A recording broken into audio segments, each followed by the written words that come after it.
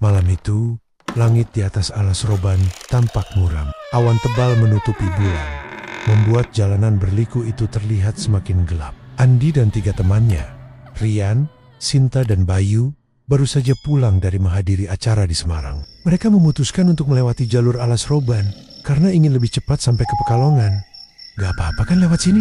tanya Sinta pelan sambil memeluk tas di pangkuannya. Bayu, yang duduk di belakang kemudi, hanya tersenyum tipis.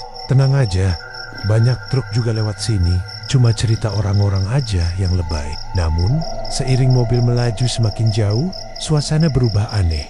Jalanan yang tadinya ramai, perlahan sepi. Tak ada satu kendaraan pun yang terlihat.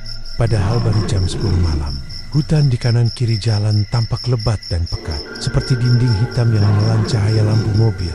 Andi menatap keluar jendela, mencoba mengusir rasa gugup. Ia mendengar suara-suara samar di antara pepohonan, seperti bisikan pelan yang datang dan pergi bersama angin. Tapi ketika ia menoleh ke arah sumber suara, yang terlihat hanya kegelapan. Beberapa menit kemudian, sinyal ponsel mereka menghilang. Musik dari radio juga mati dengan sendirinya, meninggalkan suara mesin mobil yang menderu pelan. "Bayu, kok sinyal hilang semua ya?" tanya Rian. "Ya, mungkin karena hutan lebat," jawab Bayu. Berusaha tetap tenang, tiba-tiba kabut turun dengan cepat. Dalam sekejap, jalan di depan hanya terlihat beberapa meter saja. Bayu mengurangi kecepatan mobil, sementara Sinta mulai gelisah. "Serem banget, jalannya kayak berubah-ubah," katanya sambil menggigit kuku. Andi yang duduk di samping sopir mencoba memperhatikan jalan. Ia merasa bentuk jalannya tak sama seperti sebelumnya. Belokan yang tadinya ke kiri, kini jadi ke kanan. Pohon besar yang tadi ia lihat di pinggir jalan sudah tak ada. Lalu, dari kaca spion, Andi melihat sesuatu. Bayangan hitam berlari di tengah jalan, cepat sekali, seperti melintas di depan lampu mobil dan menghilang begitu saja. "Andi, lo lihat apa?" tanya Rian dari belakang. Melihat wajah temannya yang tiba-tiba pucat, Andi tak langsung menjawab. Matanya masih menatap kaca spion. Ia yakin di belakang sana ada sosok yang berdiri di tengah kabut, menatap ke arah mereka. Saat ia menoleh ke belakang, sosok itu sudah lenyap. Tapi anehnya, jalan di belakang mobil kini tampak asing, seperti bukan jalan yang sama yang mereka lewati tadi. Bayu menatap ke depan dengan keringat dingin di keningnya. "Kita beneran lewat jalan yang sama kan?" tanyanya pelan. Tak ada yang menjawab. Di luar sana, kabut semakin menebal. Dan dari balik pepohonan terdengar lagi suara bisikan halus, kali ini lebih jelas.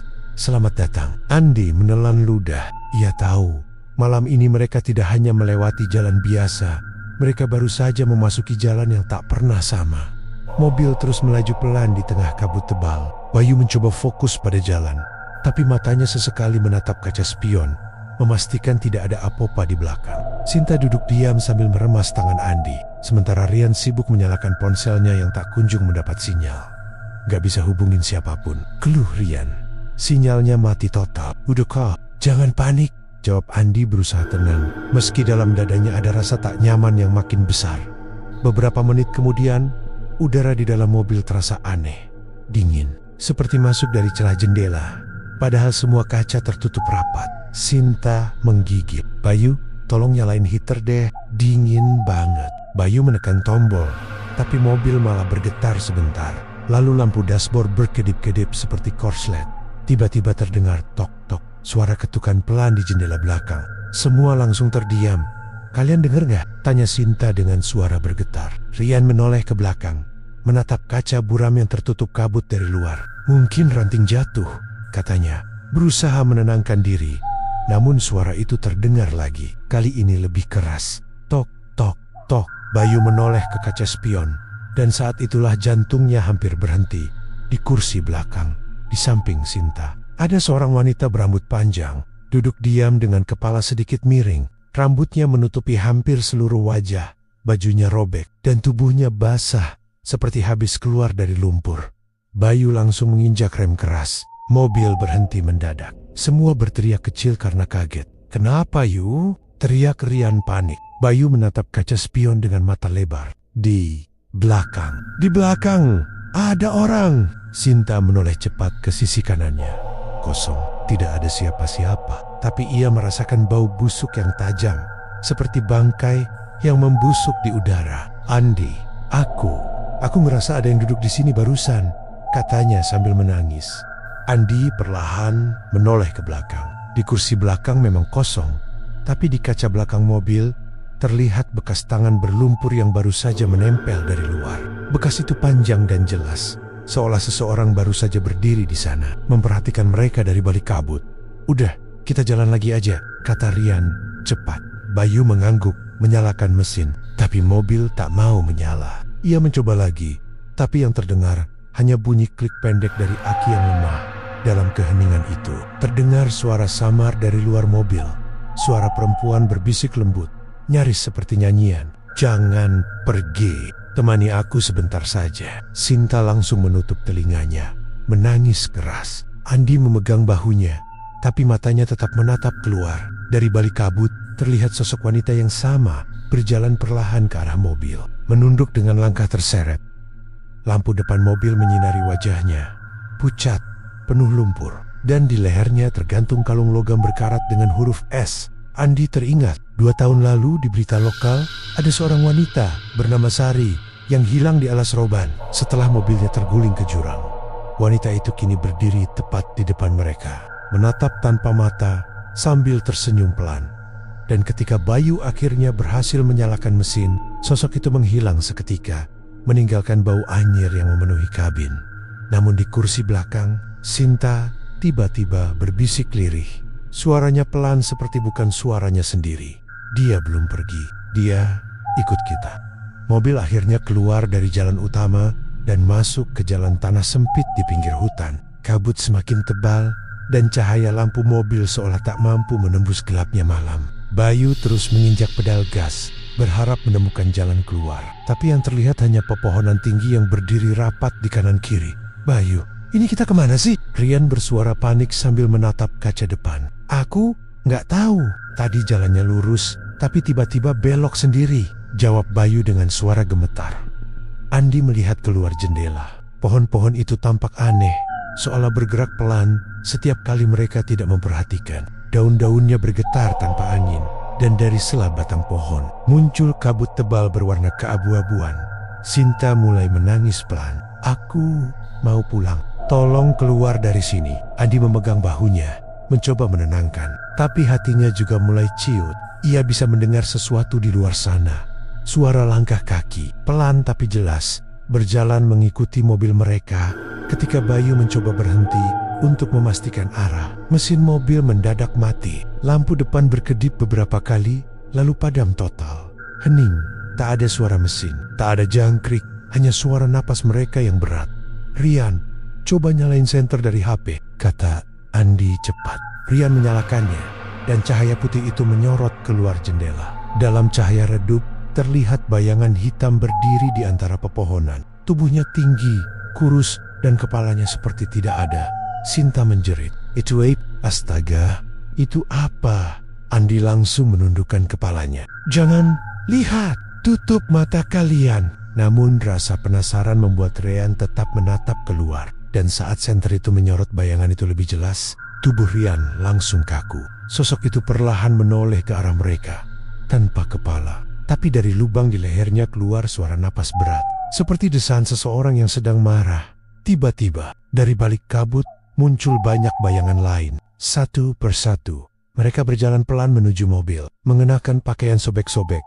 Sebagian membawa lentera kecil dengan cahaya redup. Mereka bukan manusia hidup. Bayu berusaha menyalakan mesin, tapi mobil tetap tak mau hidup. Andi membuka pintu mobil dengan nekat. Kita harus keluar. Kalau tetap di sini, kita bisa mati.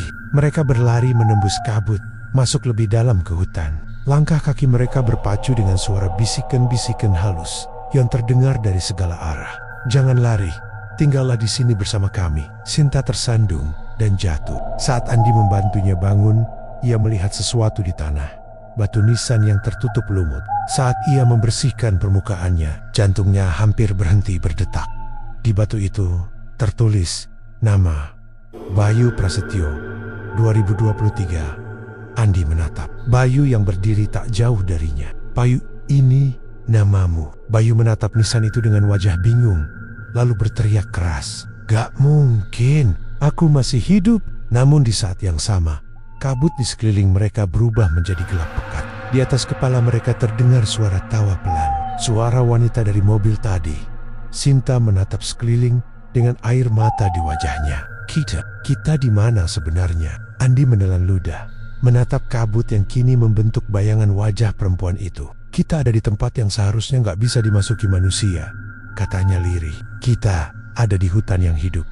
Andi, Bayu, Rian, dan Sinta berlari sekuat tenaga di tengah kabut yang makin tebal. Nafas mereka tersengal, kaki terasa berat seperti menginjak tanah basah yang menahan setiap langkah. Pohon-pohon di sekitar mereka seolah menutup jalan, saling merapat dan berputar, membuat arah semakin membingungkan. Kita muter di tempat, teriak Rian. Terengah-engah. Gak mungkin, aku yakin tadi kita udah lewat sini, balas Bayu, sambil menunjuk pohon besar dengan tanda goresan di batangnya. Tiba-tiba, suara langkah kaki terdengar dari arah belakang. Perlahan, suara itu makin jelas. Tap, tap, tap, diikuti suara bisikan halus perempuan. Kenapa kalian lari? Aku cuma ingin pulang. Sinta menangis, memegangi tangannya yang terluka. Andi, tolong, aku gak kuat lagi. Andi menatap sekeliling, lalu melihat cahaya redup di kejauhan, seperti obor kecil. Oke, sana. Mungkin itu jalan keluar. Mereka berjalan mendekat dengan hati-hati. Namun ketika sampai di tempat cahaya itu, mereka justru menemukan jalan tua yang tertutup kabut putih. Jalan itu dipenuhi batu-batu kuno, dan di sisi kanan kirinya berdiri patang-patang batu dengan wajah tertutup kain hitam. Sinta berbisik lirih, ini jalan apa, Andri? Andi menelan ludah. Tapi kayaknya ini jalan lama. Di antara kabut, terdengar suara langkah pelan dari arah depan. Sosok perempuan muncul perlahan. Wanita berambut panjang, dengan pakaian compang-camping, tubuhnya masih berlumur lumpur. Matanya kosong, tapi suaranya tenang. Kalian tak seharusnya lewat sini, katanya lirih. Jalan ini sudah mati sejak lama. Bayu melangkah maju. Kami tersesat. Kami cuma mau keluar dari hutan ini. Wanita itu menatapnya lama, lalu menunjuk ke arah utara. Ada satu jalan keluar, tapi hanya bisa dilewati sebelum fajar. Kalau matahari terbit dan kalian masih di sini, kalian akan menjadi bagian dari alas roban. Semua saling pandang dengan wajah pucat. Rian bertanya cepat, terus kita lewat mana? Wanita itu menunjuk ke jalan berbatu di depannya. Tapi sebelum mereka sempat melangkah, ia berkata lagi, tapi ingat, jangan menoleh ke belakang, apapun yang terjadi. Andi menatapnya dalam-dalam. Siapa kamu sebenarnya? Wanita itu tersenyum samar. Aku dulu juga tersesat seperti kalian. Setelah itu, tubuhnya memudar perlahan, meninggalkan aroma tanah basah dan suara lirih. Pergilah sebelum semuanya terlambat. Tanpa pikir panjang, mereka berlari di jalan yang ditunjukkan. Setiap langkah terasa berat, dan suara-suara aneh mulai terdengar. Tawa, tangisan, bahkan suara mereka sendiri memanggil nama masing-masing dari arah belakang. Bayu, suara itu terdengar jelas, seperti suara Sinta. Tapi Sinta ada di depan, berlari sambil menjerit, jangan nengok, jangan dengerin. Namun, Bayu tak tahan. Ayah menoleh. Dalam sekejap, kabut menelannya. Andi menoleh sekilas, tapi yang ia lihat hanyalah bayangan tubuh Bayu ditarik ke dalam gelap, lalu menghilang tanpa jejak.